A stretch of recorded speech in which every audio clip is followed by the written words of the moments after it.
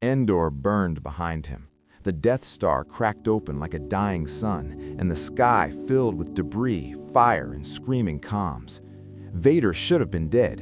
Instead, he dragged himself through a ruptured corridor, armor sparking, lungs failing. He did not feel redemption. He felt rage, cold, clean, and focused. A shuttle bay door buckled. Stormtroopers ran past him, leaderless, shouting orders that meant nothing. Vader raised a trembling hand. The chaos slowed. Fear returned to the room like gravity. "Get me off this station," he said. The words came out like broken metal. They obeyed. Minutes later, his shuttle tore away from the explosion. The Death Star died behind him, and with it, the Emperor's shadow, gone in an instant, leaving a vacuum big enough to swallow the galaxy. Vader sat alone in the dark cockpit. He replayed the moment, Palpatine's laughter, the rebels' certainty, Luke's defiance. And then he made a decision. If the Emperor was gone, the Empire would splinter. Admirals would flee, Moffs would hoard fleets, warlords would carve the core into private kingdoms, and the rebels would rush to claim it. Vader would let them. He sent a single encrypted message through Imperial channels, one that only the highest command still monitored. Imperial Continuity Protocol. Rally point, emergency authority. Code, Vader. Then he sent another message, public, intercepted on purpose. It spoke of surrender talks. It offered safe passage for rebel leadership. It promised an end to the war. A trap wrapped in hope. Across the galaxy, fractured Imperial commanders hesitated. Some hated Vader, some feared him more than death. But the message carried weight because it came with proof. The Emperor was truly gone. On Endor, rebels danced around fires and called it freedom. Mon Mothma spoke of rebuilding. Han laughed. Leia breathed for the first time in years. And Luke stared into the trees like he could still feel something missing. Far above the celebration, a shadow moved through hyperspace. Vader did not want peace. He wanted control. And as the rebel fleet set course for the core, chasing a victory they thought was final, Darth Vader opened a new war, one designed to decapitate them in a single strike, before the galaxy even realized the Emperor had been replaced. Coruscant did not mourn, it calculated. Within hours of Endor, Imperial governors sealed their sectors, locked down shipyards, and started hoarding fleets like currency. The Emperor was gone. That meant one thing. Power was up for grabs. A nervous group of Moffs gathered in the Imperial palace, in a chamber that still smelled of incense and fear. They argued over titles, bloodlines, and continuity. They wanted a new Emperor they could control. Then the doors opened. Darth Vader entered like a funeral bell. His armor was scarred, cape torn, breathing uneven. But the force around him felt sharper than ever. Conversations died mid-word. Grand Vizier Mas Amedda tried to stand tall. "Lord Vader, the Empire requires—" Vader lifted a hand. Mas Amedda froze in the air, throat tightening, feet leaving the floor. The room watched, helpless, as their highest official turned red, then purple. "The Empire requires order," Vader said, "and I am order." He dropped Mas Amedda like a broken tool. The Vizier hit the marble and did not move. A few Moffs reached for hidden blasters. Vader did not turn. The weapons tore free from their holsters, twisted in mid-air, and shattered against the walls. One Moff whispered, "You cannot rule alone." Vader's helmet angled slowly. "I will not be alone." That night, he activated Imperial Continuity Protocol across every major command node. The message was simple. All fleets answered to Vader. All budgets, shipyards, and intelligence bureaus were seized under martial authority. Any refusal was treason. Then came the Purge. Vader's agents, ISB loyalists, shock troopers, and surviving inquisitors moved through Coruscant like knives. Admirals who hesitated disappeared.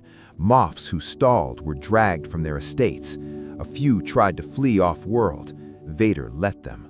He wanted the traitors to run so he could mark the entire network. Across the core, executions were broadcast without emotion. Vader did not make speeches, he made examples. Stormtroopers who had been uncertain now marched with purpose. Fear filled the empty space where Palpatine's myth used to live.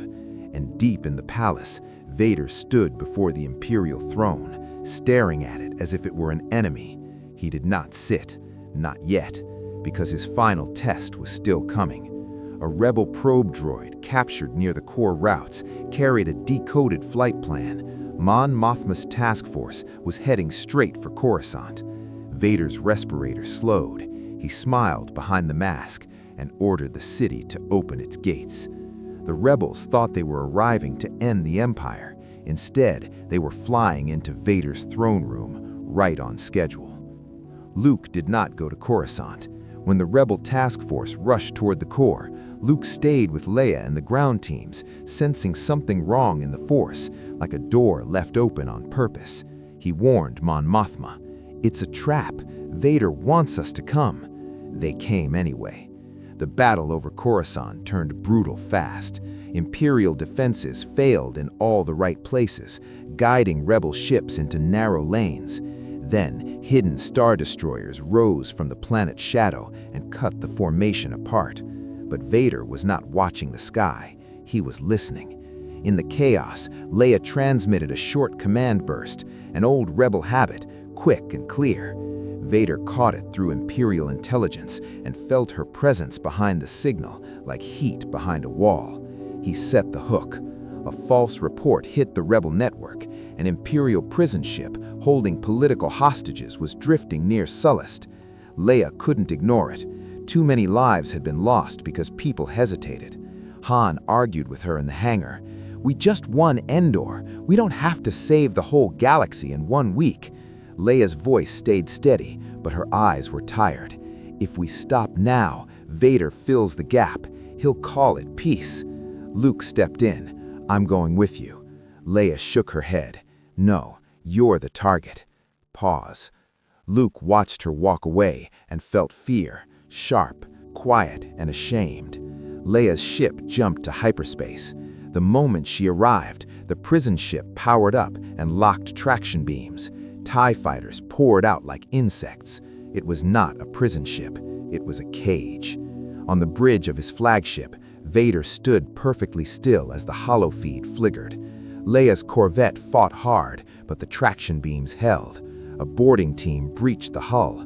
Leia fired until her blaster clicked empty. Then she grabbed a fallen trooper's rifle and kept moving, dragging wounded crew toward an escape pod. A dark shape stepped through the smoke. Vader. He did not ignite his saber. He did not need to. Leia raised the rifle anyway. "I'm not afraid of you." Vader's hand closed. The rifle crushed inward. Leia gasped as invisible pressure tightened around her chest. She dropped to one knee, fighting for air. Vader leaned closer, voice low. "Your brother will come." Leia forced the words out. "Then you've already lost."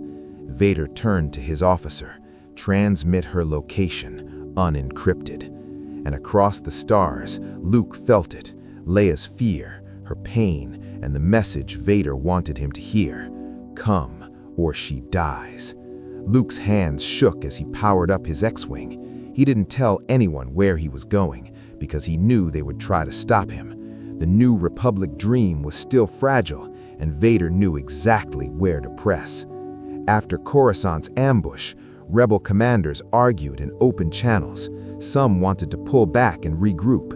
Others demanded a direct strike while the Empire was confused. But the Empire was not confused anymore.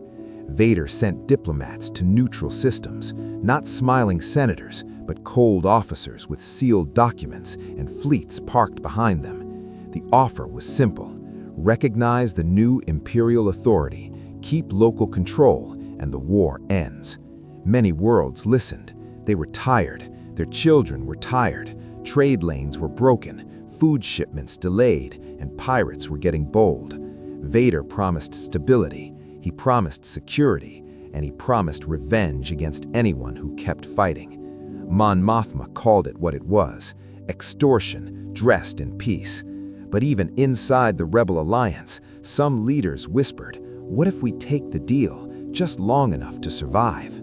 Vader anticipated that weakness. He chose one neutral world to make an example: Bespin. Cloud City had tried to stay out of the new conflict. Its leaders asked for time, requested guarantees, and refused to let Imperial troops inspect their Tabana gas facilities. Vader gave them exactly 12 days. On the 13th, Star Destroyers arrived without warning. TIEs screamed through the cloud layer. The city's security teams fired back, but it wasn't a battle. It was a lesson. Vader's walkers landed on the platforms like iron animals. Within hours, the administration centers were under Imperial control. The local council was arrested. A gray-haired healer who stopped blaster burns with a touch. A child who screamed and snapped cuffs with invisible strength. A former Padawan who had been hiding as a miner for 20 years. Vader did not see them as enemies.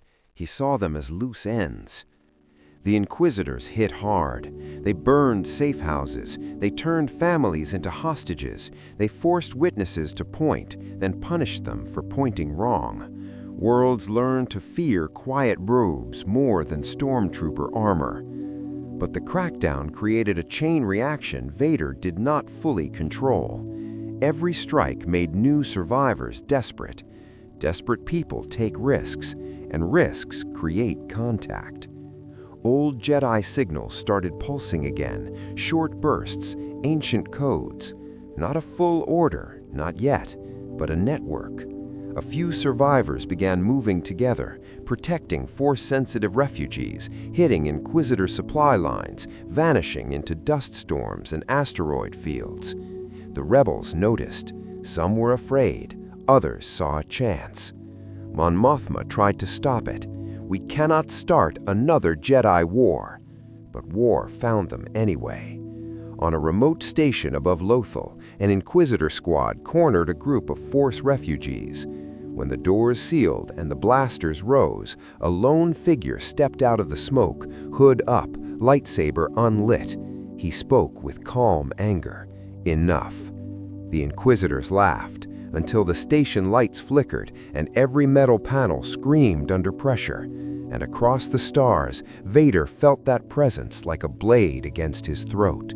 Vader turned his ship toward Lothal at maximum speed, breathing steady, eyes unseen and burning, because someone new had just stepped into the light, and Vader was coming personally. Luke and Leia did not have fleets to match Vader anymore. They had fragments, hidden bases, broken supply lines, and a galaxy that was starting to accept peace because fear felt safer than hope.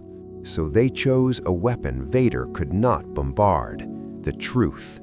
Leia sat in a dim briefing room, hands still marked from binders, voice steady but tired. If the galaxy sees him as Vader, they obey. If they see him as Anakin, they question. Luke stared at the holoprojector, hearing Ben Kenobi's old warnings like ghosts. He hated the idea. It felt like using a man's past as a blade. But he also remembered Vader's offer, controlled, almost sincere, and he remembered the bruises on Leia's face. They built the message carefully. No speeches, no politics, just a timeline. Anakin Skywalker, slave to Jedi, hero of the Clone Wars, general who saved worlds, then the fall, then Darth Vader, Palpatine's fist.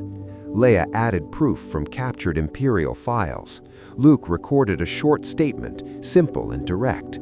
My father is Darth Vader. His name was Anakin Skywalker. He was once a Jedi. He was once a man. Then Leia recorded her own line, colder, sharper. If the Emperor you fear was made, he can be unmade.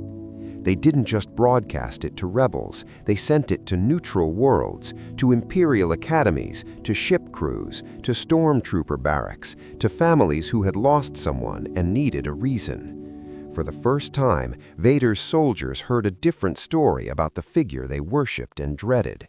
Some rejected it instantly, some laughed, but some went quiet. In a Coruscant training hall, cadets whispered the name Skywalker like it was forbidden. On Bespin, workers replayed the clip in secret, wondering if the monster in black had ever felt guilt. In the Outer Rim, Force survivors heard it and realized something terrifying. Vader was not an immortal evil. He was a wounded man who could bleed. The reaction spread fast, and so did the backlash. Imperial governors declared the broadcast a rebel lie. ISB squads raided homes, public screens were seized, people vanished for repeating the name Anakin in the wrong place. And in Vader's throne chamber, the Emperor stood motionless as the recording played. Luke's voice, Leia's voice, Anakin's name. Vader's fist tightened until metal groaned. Then he ordered a single response, one that would silence doubt everywhere. "Bring me every Skywalker sympathizer," he said, starting with the worlds that shared the message.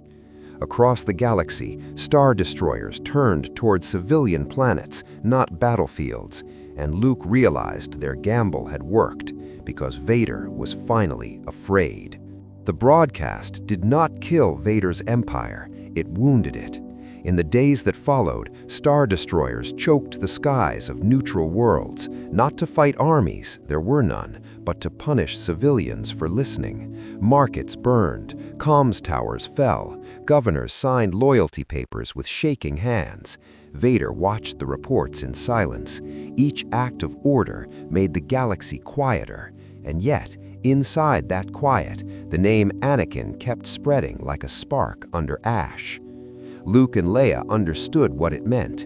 If Vader was lashing out, he was not winning, he was afraid.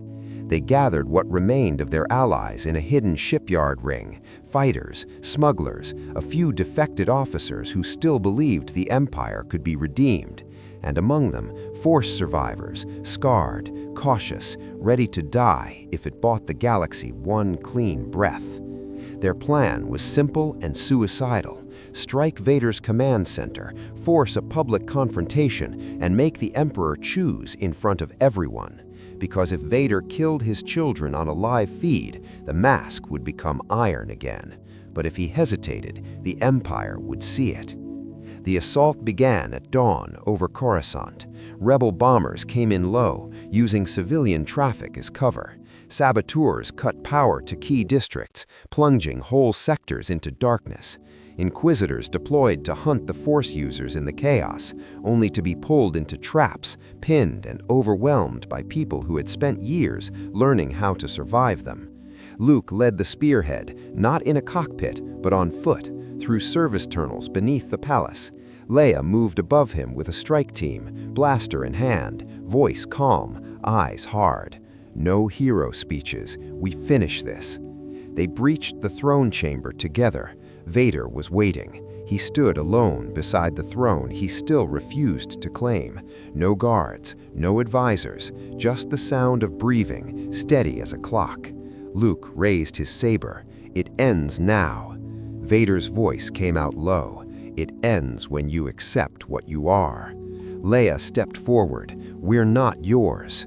For a moment, Vader did not attack. He looked at them, both of them, and something old twisted inside the armor, like a wound reopening. Outside, the battle reached the palace walls. Rebel ships fell, Imperial ships fell, the city shook. Then an officer's voice crackled through Vader's comm. My Emperor, the fleets await your order. Request permission to level the districts harboring rebels. Level the districts, millions of lives, to erase one problem. Vader's fist tightened. Luke stared at him, sensing the choice forming like a storm. Father, don't. Vader turned toward the viewport, watching Coruscant burn in pieces, then slowly raised his hand to the comm, and the entire galaxy waited.